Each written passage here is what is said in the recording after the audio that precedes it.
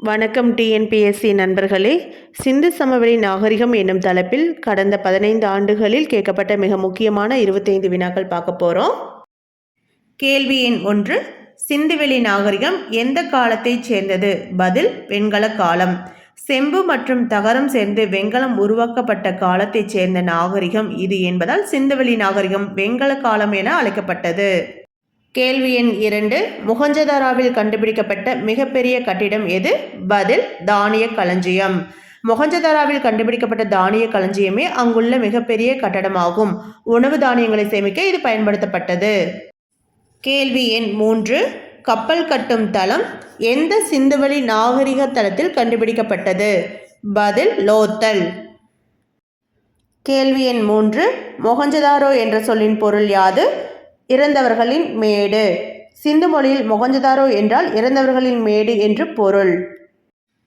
கேள்வி எண் 5, ஹரப்பா நாகரிகத்தின் இடிபாடுகளை முதலில் கண்டறிந்தவர் யார்?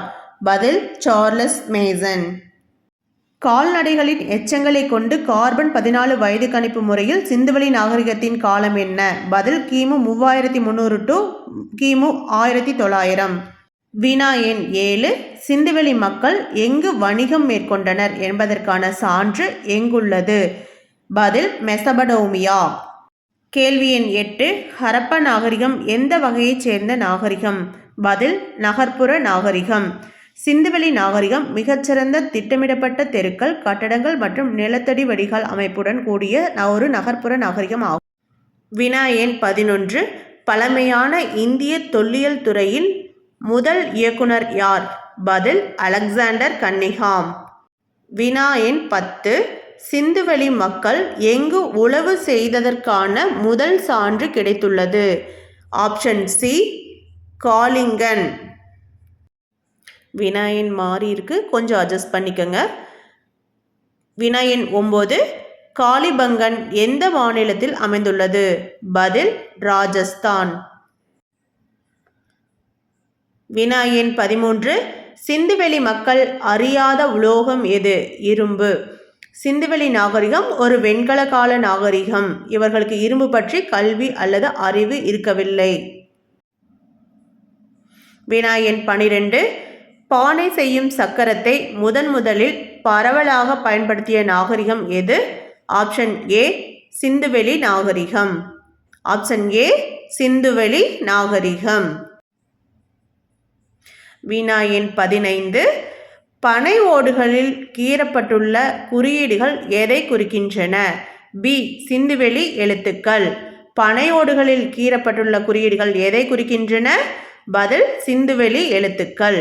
வினா எண் 14, நாட்டிய மங்கை வெண்கல சிலை எங்கு கண்டுபிடிக்கப்பட்டது? பதில் மொஹஞ்சதாரோ. டிஎன்பிஎஸ்சி குரூப் 2ல 2018ஆம் ஆண்டு கேட்கப்பட்ட கேள்வி. சிந்துவெளி மக்களின் முக்கிய வழிபாட்டு தெய்வம் எது? ஆப்ஷன் பி தாய் தெய்வ வழிபாடு. சிந்துவெளி மக்கள் இயற்கை மற்றும் தாய் தெய்வத்தை வழிபட்டனர்.